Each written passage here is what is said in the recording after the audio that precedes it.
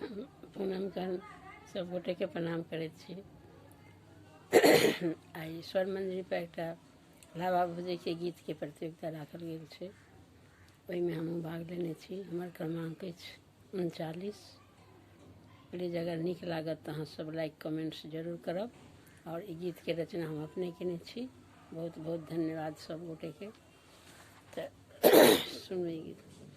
पहिरी ओहिर बेटी लावा भुज बैसली से, लावा भुज बैसली संग बैसला जमाई, बेटी लावा भुजैले बैसलनी आई, बेटी लावा भुजैले बैसलनी आई।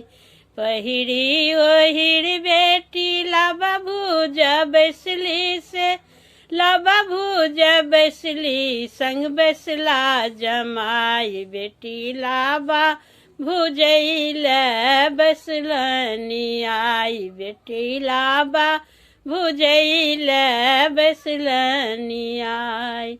माटी के चूल्हा पर हमने भुजब लावा से, हमने भुजब लावा दिया गैस मंगाई, बेटी लावा भुजैले बैसलनी आई, बेटी लावा भुजैले बैसलनी आई।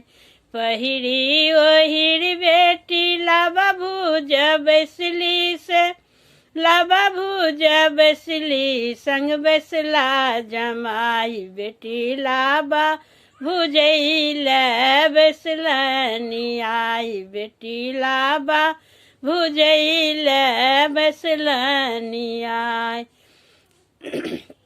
थारी जे देव बेटी लोटा जे देव से, लोटा जे देव कटोरा लगाई, बेटी लावा भुजैले बैसलनी आई, बेटी लावा भुजैले बैसलनी आई। पहिरी ओहिर बेटी लावा भुज बैसली से, लावा भुज बैसली संग बैसला जमाई, बेटी लावा भुजैले बैसलनी आई।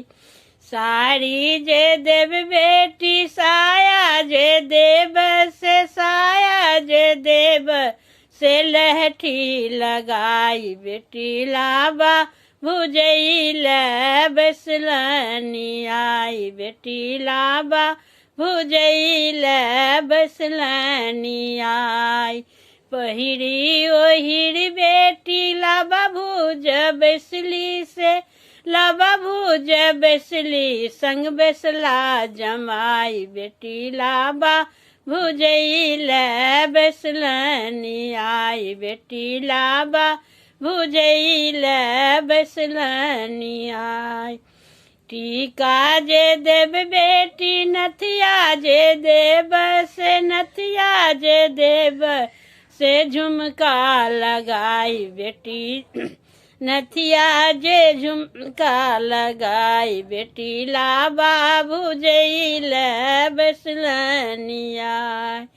पहिरी ओहिर बेटी लावा भुज बैसली से, लावा भुज बैसली संग बैसला जमाई, बेटी लावा भुजैले बैसलनी आई, बेटी लावा भुजैले बैसलनी आई, बेटी लावा भुजैले बैसलनी आई।